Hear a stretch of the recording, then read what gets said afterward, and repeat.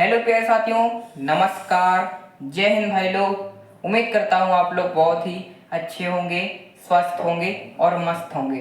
तो आज साथियों हम पॉलिटी में क्या करने वाले हैं, आज हम संघ एवं राज्य क्षेत्र से मौलिक अधिकार तक के सभी आर्टिकल्स के बारे में डिस्कशन करने वाले हैं। मतलब हम आर्टिकल 1 से 35 तक सभी आर्टिकल्स पढ़ने वाले हैं। संघ एवं राज्य क्षेत्र से मौलिक अधिकार तक के सभी आर्टिकल्स को इस वीडियो में कवर कराया जाएगा। तो चलिए बिना कुछ देरी किए हम आज की इस वीडियो को स्टार्ट करते हैं और अपने आर्टिकल 1 से वीडियो की शुरुआत करते हैं, मौलिक जो कि संघ एवं राज्य क्षेत्र से संबंधित आर्टिकल है। चलिए बिना कुछ देरी किए मैं आपकी आज्ञा लेता हूँ और सैल्यूट करता हूँ सबसे पहले आपको कि आप एक पूरी वीडियो देखेंगे और आप 1 से 35 तक सभी आर्टिकल्स याद कर लेंगे। ठीक है, जो बच्चे नए हैं उनका भी मैं दिल से स्वागत करता हूँ। चलिए शुरुआत करते हैं। आर्टिकल 1 देखते हैं सबसे पहले हम।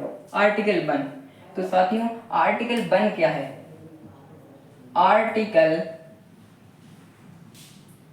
आर्टिकल पहला हमारे भारतीय संविधान का आर्टिकल पहला क्या कहता है साथियों? आर्टिकल 1। तो आर्टिकल 1 संघ एवं राज्य क्षेत्र की बात करता है। किसकी?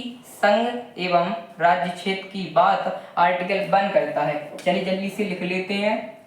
संघ एवं राज्य क्षेत्र। इस वीडियो में संघ एवं राज्य क्षेत्र से मौलिक अधिकार तक, मतलब भाग 1 से भाग 3 तक, मतलब संविधान का जो भाग 1 है और भाग 1 से भाग 3 तक के सभी आर्टिकल्स, 1 से 35 तक सभी आर्टिकल्स का डिस्कशन करने वाले हैं। तो आर्टिकल 1 है संघ एवं राज्य क्षेत्र। आर्टिकल 2 क्या है? हमारे संविधान का दूसरा अनुच्छेद क्या है? आर्टिकल 2। आर्टिकल 2 क्या है साथियों? आर्टिकल 2 क्या कहता है कि जो हमारे संसद है वो नए राज्यों की स्थापना कर सकती है। संसद को ये अधिकार है। क्या? नए राज्यों की स्थापना करने का संसद को अधिकार है। नए राज्यों की स्थापना मतलब प्रवेश, स्थापना कौन करेगा साथियों? संसद करेगी। स्थापना संसद करेगी। नए राज्यों की स्थापना संसद करेगी। अब बिना कुछ देरी किए लगातार आगे बढ़ते हैं और उम्मीद करता हूं कि धीरे धीरे आप आर्टिकल्स आपके दिमाग में सेट करते रहूंगा, ये मेरी गारंटी है। आप इस वीडियो को प्यार से सुन लीजिए। आर्टिकल 1 ने कहा संघ एवं राज्य क्षेत्र के बारे में। आर्टिकल 2 ने क्या कहा कि जो संसद है वो नए राज्यों की स्थापना करेगी। संसद को ये अधिकार है। आर्टिकल 3 जान लेते हैं। आर्टिकल 3 क्या है साथियों? आर्टिकल 3 क्या है? आर्टिकल 3 कहता है कि जो संसद है वो नए राज्यों का निर्माण कर सकती है एवं जो वर्तमान में जो राज्य हैं उनके नाम में परिवर्तन कर सकती है, उनकी सीमाओं में परिवर्तन कर सकती है। मतलब फॉर एग्जाम्पल अगर कोई आपका राज्य अगर 1000 किलोमीटर में फैला है तो उसे 1200 किलोमीटर करना है या फिर 900 किलोमीटर के दायरे में ही रखना है, एरिया को कम करना है, बढ़ाना है या फिर राज्य का नाम चेंज करना है, तो ये काम संसद करेगी। आर्टिकल 3 में ये कहा गया है। तो क्या लिखेंगे? नए राज्यों का निर्माण, नए राज्यों का निर्माण एवं वर्तमान राज्यों के नाम, वर्तमान राज्यों के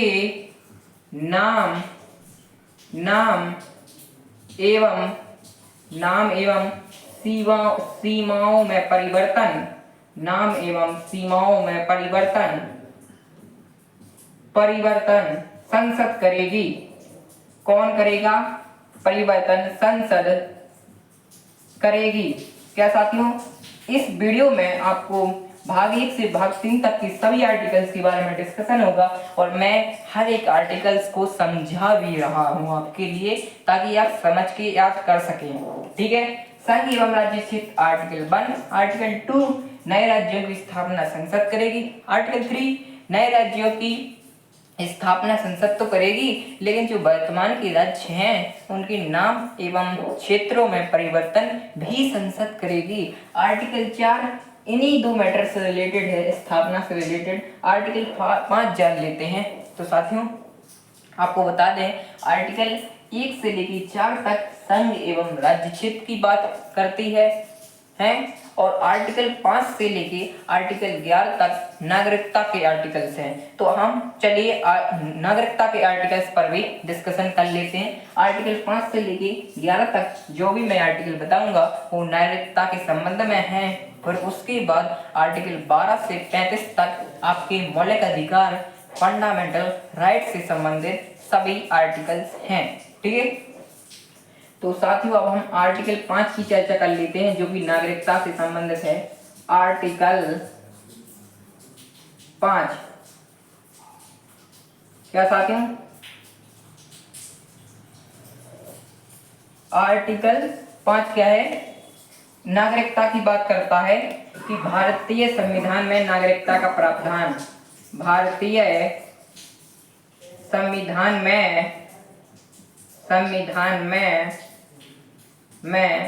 नागरिकता का प्रावधान, नागरिकता का प्रावधान।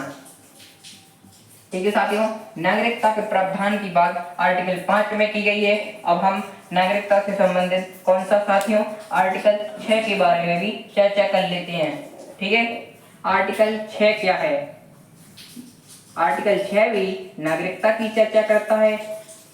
किसकी नागरिकता की? तो बता देता हूं साथियों, क्या कि जो लोग पाकिस्तान से आए हुए लोगों की नागरिकता का प्रावधान। पाकिस्तान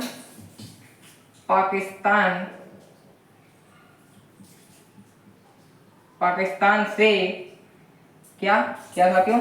पाकिस्तान से आए हुए लोगों की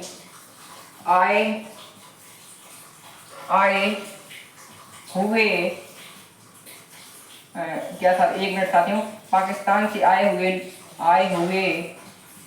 लोगों की नागरिकता का प्रावधान, नागरिकता का प्रावधान। ये 6 आर्टिकल्स आपको देखते देखते याद हो गए होंगे, मैंने अच्छे से समझा दिए हैं। अब हम आर्टिकल 7 की चर्चा कर लेते हैं। क्या आर्टिकल 7 क्या कहता है कि जो भारत से पाकिस्तान जाने वाले लोगों की नागरिकता का प्रावधान की बात होती है आर्टिकल 7 में। आर्टिकल 7 क्या साथियों? आर्टिकल 7 क्या कहता है कि जो साथी हमारे आजादी के बाद कहाँ गए? पाकिस्तान चले गए, तो उनकी नागरिकता का प्रावधान की बात आर्टिकल 7 करता है। क्या कि भारत से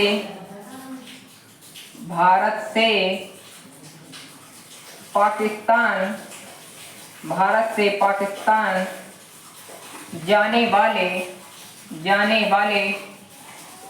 जाने वाले लोगों की नागरिकता का प्रावधान, नागरिकता का प्रावधान। क्या साथियों? आज आपको एक ही वीडियो में 1 से 35 तक आर्टिकल्स याद करवा दूंगा। आर्टिकल 1 से आर्टिकल 35 तक एक ही वीडियो में मैं चैलेंज करता हूं, एक ही वीडियो में आप याद कर लेंगे। इतने प्यार से पढ़ा रहा हूं। हमारे आर्टिकल 7 तक कंप्लीट हो गए हैं। आप साथियों अगर आप लिखना चाहते हैं, आप स्क्रीनशॉट लेना चाहते हैं तो आप ले लीजिए। ठीक है साथियों, आपने स्क्रीनशॉट ले लिया होगा। अब हम आगे बढ़ते हैं और इसको इरेज करते हैं। और आर्टिकल 8, आर्टिकल 9, आर्टिकल 10 और आर्टिकल 11 फिर हमारे नागरिकता के समाप्त हो जाएंगे और फिर हम मौलिक अधिकार पर आ जाएंगे। मौलिक अधिकार के आर्टिकल 8 क्या कहता है? क्या साथियों, एक मिनट थोड़ा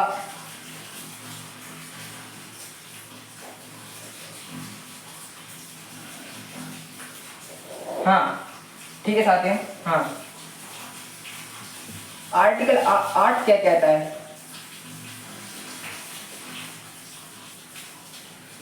आर्टिकल 8 कहता है कि जो हमारे भारत के जो लोग हैं वो विदेश में रह रहे हैं तो उनकी नागरिकता का प्रावधान की बात कहता है। क्या कहता है? आर्टिकल 8 कहता है कि विदेश में,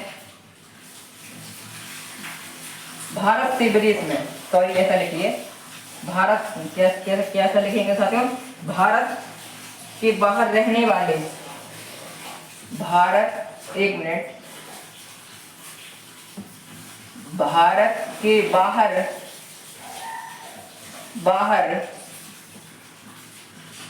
रहने वाले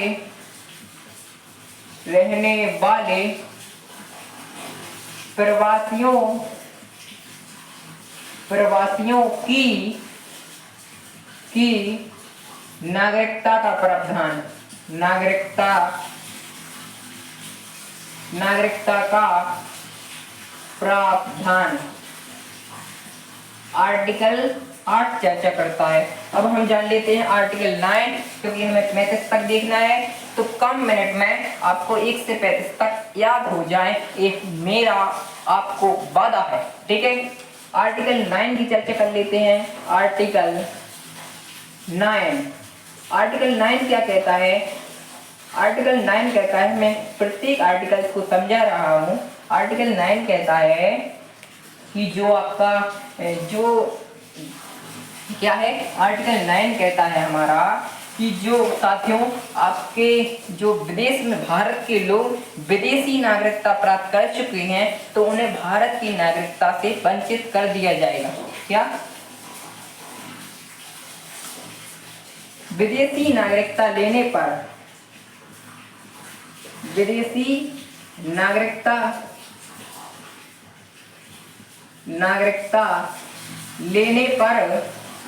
नागरिकता लेने पर भारत की, क्या साथियों, भारत की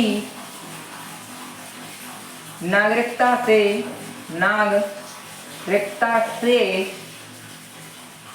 वंचित करने का प्रावधान,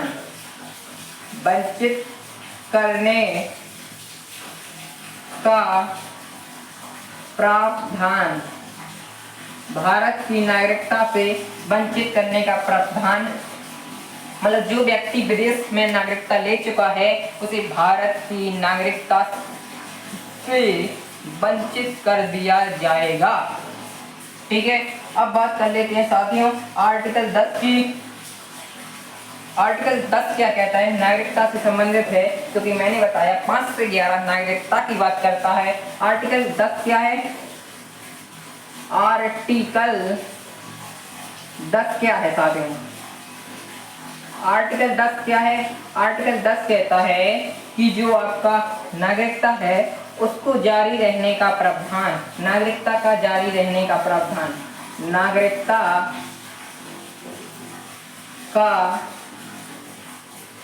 का जारी रहने का प्रावधान। तो आपको पता नहीं चला होगा, हमने आर्टिकल 10 तक चर्चा कर ली है। अब हम आर्टिकल 11 पर आ जाते हैं। आर्टिकल 11 क्या कहता है? आपका अपना प्यारा आर्टिकल 11 कहता है कि जो संसद है, संसद द्वारा नागरिकता के कानून पर नियंत्रण किया जाएगा। मतलब संसद तय करेगी कि किसको नागरिकता देनी है और किसको नहीं देनी है। आर्टिकल 11, आर्टिकल 11 क्या साथियों, बता देता हूं मैं आपको ब्लू मार्कर से।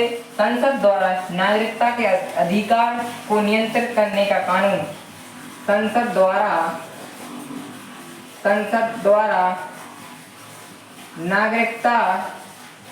नागरिकता के कानून को नागरिकता के कानून को नियंत्रित मैनेज कंट्रोल, इंग्लिश भी बोल लेता हूँ साथियों, बाबू रे इंग्लिश भी बोल लेता हूँ मैं बाबा, क्योंकि अंग्रेजी मीडियम से हूँ, नहीं हूँ हिंदी मीडियम से हूँ साथियों। आर्टिकल 11 संसद द्वारा नागरिकता के कानून को नियंत्रित करने का अधिकार करने का अधिकार। ठीक है साथियों, अभी तक हमने आर्टिकल 1 से लेकर 11 तक चर्चा कर ली है। अब आर्टिकल 12 से आर्टिकल 35 तक मौलिक अधिकार फंडामेंटल राइट से संबंधित है। तो मैं चाहूंगा कि इसको इरेज करके आप पहले इतने का स्क्रीनशॉट ले लीजिए, फिर मैं इसको इरेज कर देता हूं और हम आर्टिकल 12 यानी मौलिक अधिकार से संबंधित आर्टिकल्स की चर्चा शुरुआत करते हैं। ठीक है, उम्मीद करता हूं लेकिन आपने स्क्रीनशॉट तो ले लिया होगा। सेकंडों का काम है, आप भी स्पीड आ गई है आप में, क्योंकि आप आज 1 से 35 तक सारे आर्टिकल्स याद करने वाले हैं। ठीक है, और मुझे कमेंट भी करना, 1 से 35 तक पूरे कर देना कमेंट, मैं पढ़ लूँगा आपके। मैं भी देख लूँगा कि मेरे साथी, मेरे भाई, मेरे बच्चों ने क्या याद कर पाए हैं। मैं 1 से 35 तक पढ़ाऊंगा, अगर आप 10 आर्टिकल्स भी सही से याद कर लेंगे तब भी आप कमेंट कर देना, क्योंकि अनुच्छेद याद करना कोई बच्चों का खेल है, नहीं है। अनुच्छेद को याद करना नॉट अ चाइल्ड्स प्ले, बच्चों का खेल नहीं है, not a child's play game नहीं है भाई, बच्चों का खेल नहीं है। ठीक है, अब क्या है, अनुच्छेद 11 तक हो गया। अब आर्टिकल 12 से हम मौलिक अधिकार से संबंधित आर्टिकल्स की चर्चा करते हैं। आर्टिकल 12 क्या कहता है साथियों? आर्टिकल 12 कहता है कि जो सरकारी संस्थान होंगे और सरकारें होंगी वो जनता को मौलिक अधिकार देंगी। क्या मतलब मौलिक अधिकार? क्या साथियों? मौलिक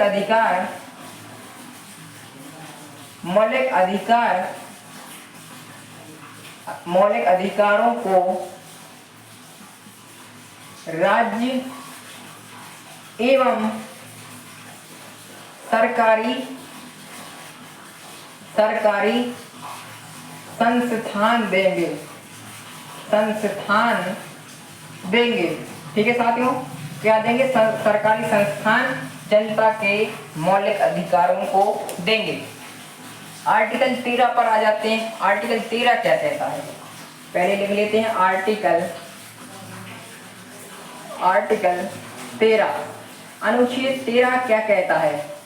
तेरा मेरा मेरी तेरी मेरी, रानू मंडल जी का आपने एक सॉन्ग सुना होगा, मेरी तेरी, वहाँ मेरे 13 से मुझे याद आ गया।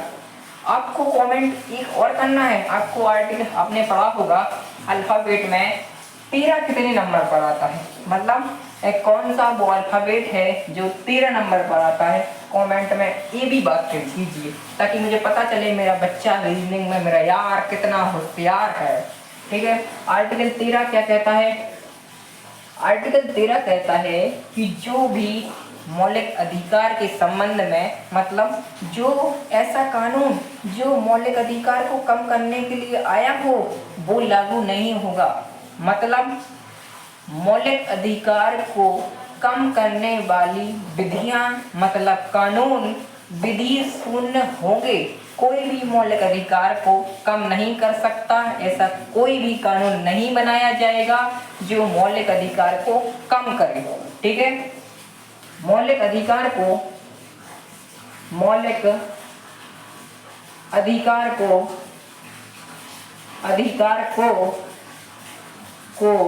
कम करने वाली विधियां, मतलब कानून विधि शून्य होंगी, नल एंड वाइड घोषित कर दी जाएंगी, विधि शून्य होंगी। ठीक है साथियों, मतलब कोई भी मौलिक अधिकार को कम नहीं कर सकता है। अब आर्टिकल 14 की बात कर लेते हैं। आर्टिकल 14 क्या कहता है? आर्टिकल 14 कहता है समानता की बात करता है। समानता। क्या साथियों? समानता की बात करता है। आर्टिकल 14 हमारा समानता की बात करता है और कहता है कि समानता दो प्रकार की मिलनी चाहिए, एक विधि के समक्ष समानता और दूसरा विधियों का समान संरक्षण। ठीक है, समानता दो प्रकार से मिलनी चाहिए। समानता दो प्रकार से, पहला साथियों क्या बताया मैंने? विधि के समक्ष समानता, विधि के समक्ष समानता, समानता और विधियों का समान संरक्षण, विधियों का समान संरक्षण। मैं एक बार चेक कर लूँ, यहाँ पे लिखवा देता हूँ अगर जगह तो है, लेकिन क्या कैमरे में दिख रही है? क्या हमारा DSLR कैच कर पा रहा है? हाँ जी, हाँ जी, ऑफकोर्स कैच कर पा रहा है। अब हम आर्टिकल 15 की भी यहीं पे चर्चा कर लेते हैं, फिर इसको इरेज करूंगा मैं। आर्टिकल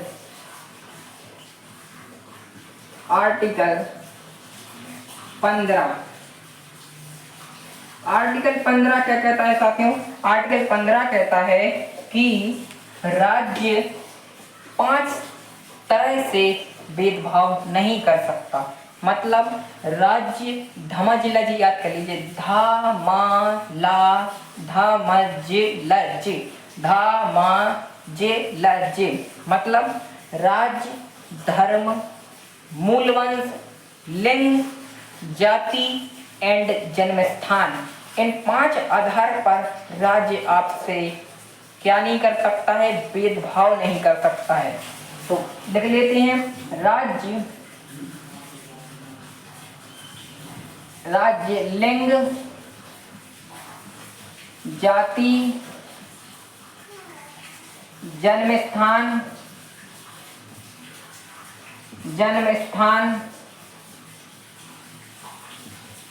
धर्म, मूलवंश, इन 5 आधार पर धर्म, राज्य क्या है? लिंग, जाति, जन्म स्थान, धर्म और मूलवंश के आधार पर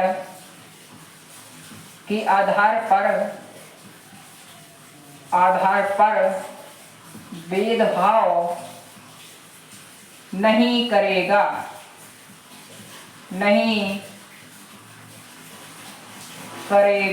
क्या साथियों? राज्य नहीं करेगा, क्या नहीं करेगा?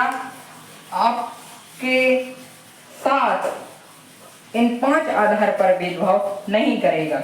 अब साथियों आप पहले इतने का स्क्रीनशॉट ले लीजिए, फिर हम आर्टिकल 16 पर चलते हैं बढ़िया सी फ्लाइट उड़ाकर, क्योंकि हम बढ़िया सी स्पीड में आराम से चल रहे हैं, ताकि कुछ ही मिनटों में, ज़्यादा मिनट की ये वीडियो ना बन सके और आप 1 से 35 तक सभी आर्टिकल्स याद कर सकें। ठीक है, मैं इसको इरेज कर देता हूँ, आपने स्क्रीनशॉट ले लिया होगा।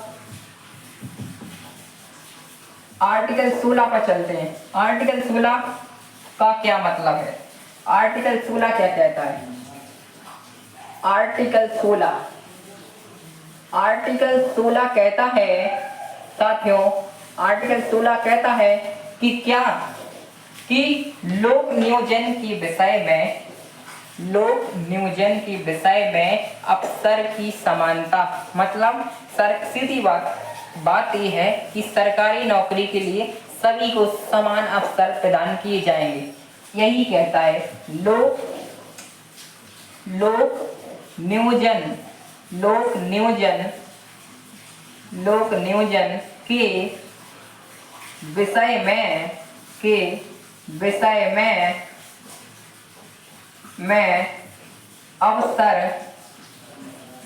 अवसर की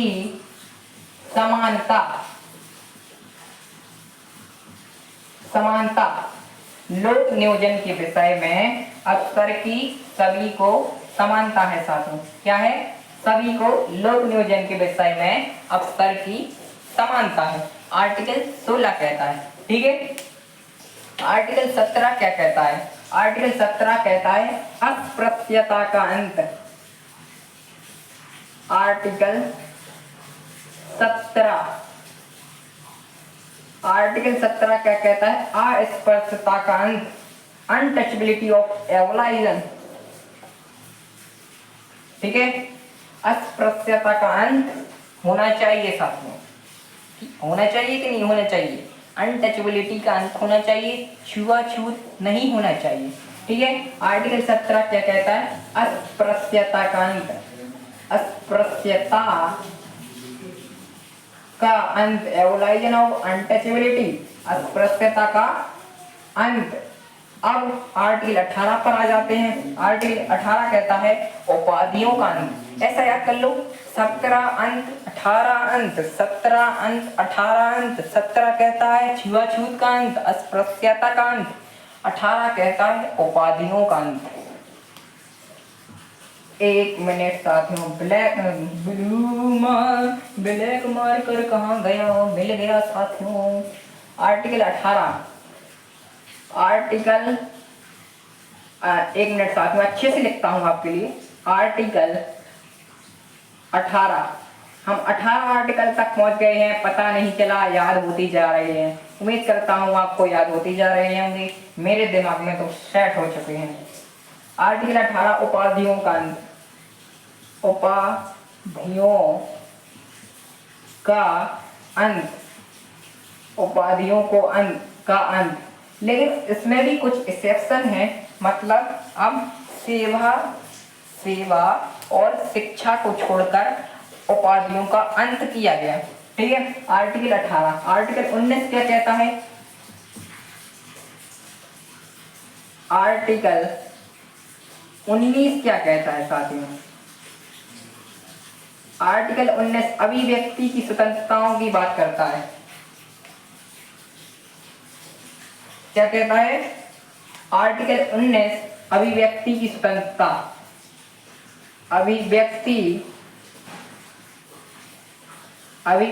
की स्वतंत्रताएं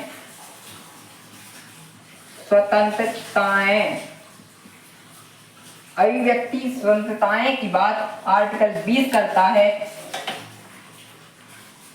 ठीक है साथियों, एक मिनट साथियों, थोड़ा पानी वगैरह पी लूं क्योंकि इतनी देर से लगातार बोल रहा हूं। एक मिनट का ब्रेक साथियों।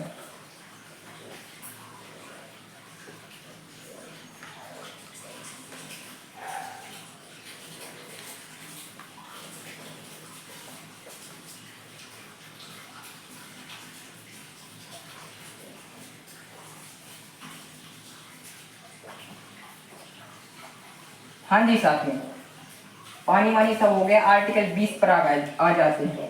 एनर्जी आ गई है अब। आर्टिकल 20, लगातार हम रिदम में चल रहे हैं। आर्टिकल 20 क्या कहता है? आर्टिकल 20 क्या कहता है साथियों?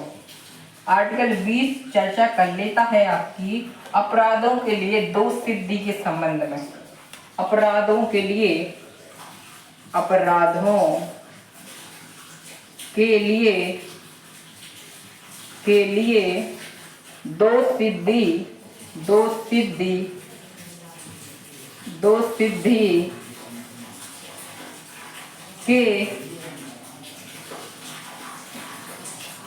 दोष सिद्धि के संबंध में, अपराधों के लिए दोष सिद्धि के संबंध में।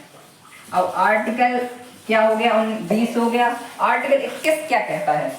आर्टिकल 21 कहता है प्राण एवं दैहिक स्वतंत्रताएं, मतलब आपको प्राणों से वंचित नहीं किया जाएगा, ऐसा कोई कानून नहीं है सिवाय विधि द्वारा स्थापित, मतलब कानून द्वारा स्थापित। अगर आप कानून ने आपको कह दिया कि आपने कोई गुनाह कानून ने कहा कि आपने कोई गुनाह किया है तो आपको फांसी दी जाएगी, तो आप कहेंगे ये आर्टिकल तो फेल हो गया। ये आर्टिकल फेल नहीं है, ये आर्टिकल सरकारी स्तर पर नहीं चलता है, प्राइवेट स्तर पर चलता है, सरकारी स्तर पर नहीं चलता है। मतलब आपको विधि द्वारा स्थापित, मतलब कानून दे सकता है, आपको प्राण ले सकता है आपके। ठीक है, कब? जब आपने गुनाह किया हो। आर्टिकल 21 क्या कहता है? प्राण एवं दैहिक स्वतंत्रता, मतलब कोई भी आपके प्राण नहीं ले सकता है आर्टिकल 21 के तहत।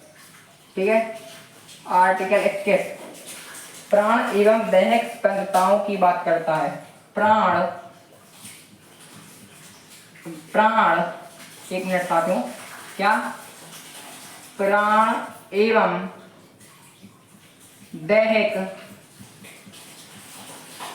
स्वतंत्रताएं स्वतंत्रताएं। ठीक है, आर्टिकल 21 हो गया। आर्टिकल 22 की चर्चा कर लेते हैं। आर्टिकल 22 क्या कहता है? आर्टिकल 22 कहता है कुछ दशाओं में गिरफ्तारी विरोध से संरक्षण। आर्टिकल 22 क्या कहता है? कहता है साथियों, कुछ दशाओं में गिरफ्तारी विरोध से संरक्षण। कुछ दशाओं में गिरफ्तारी विरोध से संरक्षण। ठीक है, ठीक है साथियों, अब स्पीड पकड़ते हैं क्योंकि समय बहुत ज्यादा हो गया है। ज्यादा मिनट की वीडियो नहीं बननी चाहिए, कम मिनट की वीडियो में ही आप याद कर लें। आर्टिकल 22 कुछ दशाओं में गिरफ्तारी विरोध से संरक्षण की बात करता है। आप इतने का स्क्रीनशॉट ले लीजिए, फिर आगे बढ़ते हैं। ठीक है, आपने स्क्रीनशॉट ले लिया होगा। हाँ जी, क्या कहाँ तक पहुंच गए थे? कुछ दिशाओं में गिरफ्तारी और विरोध भी हो गया था, संरक्षण भी हो गया था। आर्टिकल 23 की चर्चा कर लेते हैं अब जल्दी से। आर्टिकल 23 क्या कहता है? आर्टिकल 23 कहता है कि आप किसी से जबरन कार्य नहीं करा सकते। मतलब किसी से जबरन कार्य नहीं करा सकते। किसी से जबरन मजदूरी नहीं करा सकते। किसी से भी जबरन मजदूरी नहीं करा सकते। आर्टिकल 24 क्या कहता है साथियों? आर्टिकल 24 कहता है कि जो आपका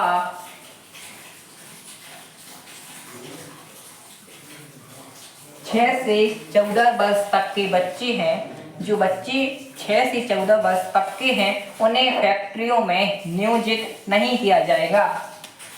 6 से 14 वर्ष तक के बच्चे फैक्ट्री में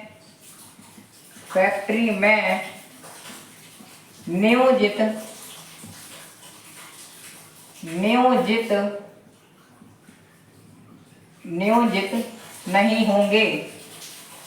नहीं होंगे। ठीक है साथियों, 6 से 14 वर्ष तक के बच्चे फैक्ट्री में नियोजित नहीं होंगे, आर्टिकल 24 कहता है। आर्टिकल 25 क्या कहता है? आर्टिकल 25 कहता है कि आप अंतःकरण के आधार पर किसी भी धर्म का प्रचार कर सकते हैं, आचरण कर सकते हैं, उसको मान सकते हैं। ठीक है, क्या कहता है आर्टिकल 25? कि किसी भी अंतःकरण के आधार पर, अपनी इच्छा के आधार पर साथ में अंतःकरण, एक मिनट कारण लिख दिया गलती हो गई है। अंतःकरण के आधार पर किसी भी धर्म का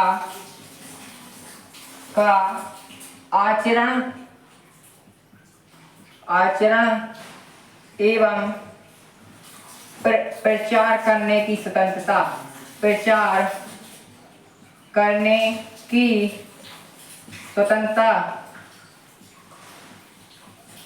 ठीक है साथियों, अंतःकरण के आधार पर किसी भी धर्म को आप मान सकते हैं और उसका आचरण कर सकते हैं। ठीक है, आर्टिकल 26 क्या कहता है? आर्टिकल 26 क्या कहता है साथियों? आर्टिकल हमारा 26 कहता है कि आप कोई भी धार्मिक कार्यों में प्रबंधन की स्वतंत्रता है। आपको धार्मिक कार्यों के प्रबंधन की स्वतंत्रता, धार्मिक कार्यों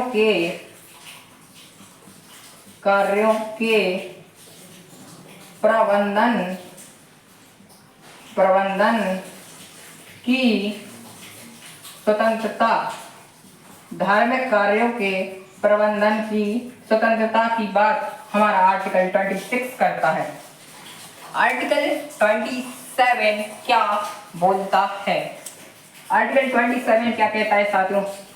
आर्टिकल 27 कहता है कि जो आपका राज्य है वो ऐसा कोई टैक्स नहीं लगा सकती है जिससे एक धर्म को बढ़ावा मिले, यानी कर संदायों से मुक्ति की बात करता है।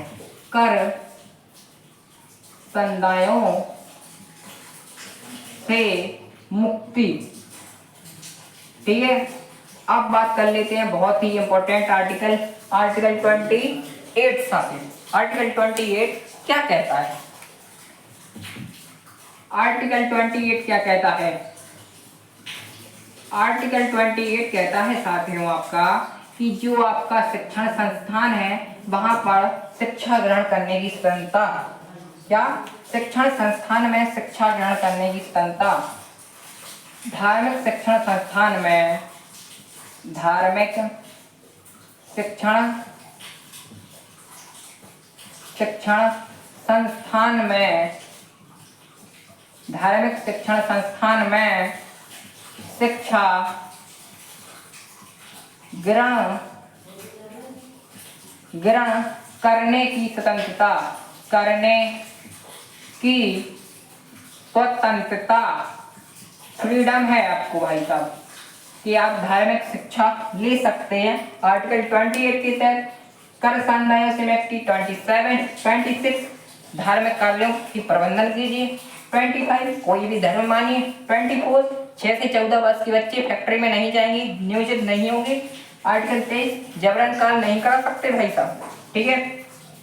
अब पहले इतने का स्क्रीनशॉट जल्दी दबा के मारिए भाई, स्क्रीनशॉट इसका, और फिर हम आगे 29 आर्टिकल को देखते हैं, ठीक है। स्क्रीनशॉट ले लिया होगा भाई साहब, ठीक है। आगे बढ़ते हैं, आर्टिकल 29 देखते हैं जल्दी स्पीड में। आर्टिकल 29 क्या कहता है साथियों? आर्टिकल 29 कहता है अल्पसंख्यक वर्गों के हितों का संरक्षण, अल्पसंख्यक वर्गों के हितों का संरक्षण, अल्पसंख्यक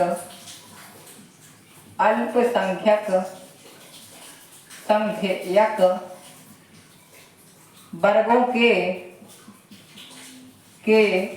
हितों का संरक्षण, हितों का संरक्षण। आर्टिकल 30 क्या कहता है कि शिक्षण संस्थान खोलने की,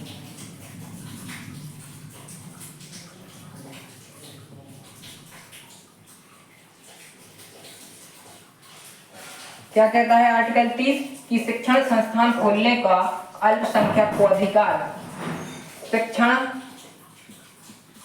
संस्थान खोलने का अल्पसंख्यक को अधिकार, अल्पसंख्यक को अधिकार, ठीक है साथियों। आर्टिकल 32 जान लेते हैं, 33, 34 एंड 35, ठीक है। आर्टिकल 32 क्या है? आर्टिकल 32 है क्या? आर्टिकल 32 क्या है साथियों, जान लेते हैं आर्टिकल 32 के बारे में। आर्टिकल 32 क्या कहता है? आर्टिकल 32 कहता है कि अगर आपके फंडामेंटल राइट्स, मौलिक अधिकार मान्य नहीं हो रहे हैं तो आप सुप्रीम कोर्ट जा सकते हैं। मतलब संवैधानिक उपचारों का अधिकार, संवैधानिक, एक मिनट साथियों, संवैधानिक उपचारों का अधिकार, उपचारों का अधिकार, ठीक है। आर्टिकल 32 हो गया। आर्टिकल 33 क्या कहता है? आर्म्ड फोर्सेस के लागू नहीं होंगे। आर्टिकल 33 सशक्त बल के मौलिक अधिकार लागू नहीं होंगे। सशक्त बल, आर्म्ड फोर्स, सशस्त्र बल के अधिकार लागू नहीं होंगे। ठीक है साथियों, लागू नहीं होंगे। और आर्टिकल 34 क्या कहता है, आर्टिकल 34 की चर्चा कर लेते हैं। आर्टिकल 34 कहता है कि जो मार्शल लॉ लागू होने पर प्यूपिल के फंडामेंटल राइट्स लागू नहीं होंगे। मार्शल लॉ लागू होने पर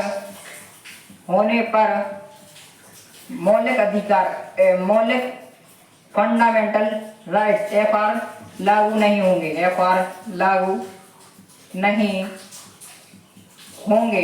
ठीक है, और एंड लास्ट आर्टिकल 35 की चर्चा कर लेते हैं। आर्टिकल 35 क्या कहता है, आर्टिकल 35 कहता है साथियों कि जो संसद मौलिक अधिकार से संबंधित कानून बना सकती है। मौलिक अधिकार के संबंध में संसद कानून बनाएगी। मौलिक अधिकार के संबंध में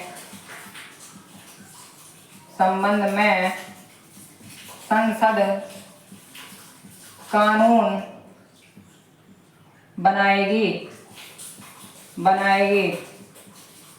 ठीक है साथियों, आज हमने 1 से 35 पर सभी आर्टिकल्स को कवर किया। संघ एवं राज्य क्षेत्र से हमने मौलिक अधिकार तक आर्टिकल्स को जाना। उम्मीद करता हूँ ये वीडियो आपको बहुत अच्छी लगी होगी और आपको आर्टिकल 1 से 35 तक सभी याद हो गए होंगे। आशा करता हूँ मैं ऐसी। अगर वीडियो अच्छी लगी हो तो लाइक करें एंड भाई साहब इस चैनल से जुड़ जाइए, क्योंकि इस चैनल से जुड़ने में आपका बहुत फ़ायदा है। आपको बहुत कुछ सीखने को मिलेगा और कंपटीशन के हर एक एग्जाम को क्रैक करने में फुल मदद मैं करूँगा। तब तक के लिए आपको love you, take care, bye bye, जय हिंद, भारत माता की जय, जय श्री राम।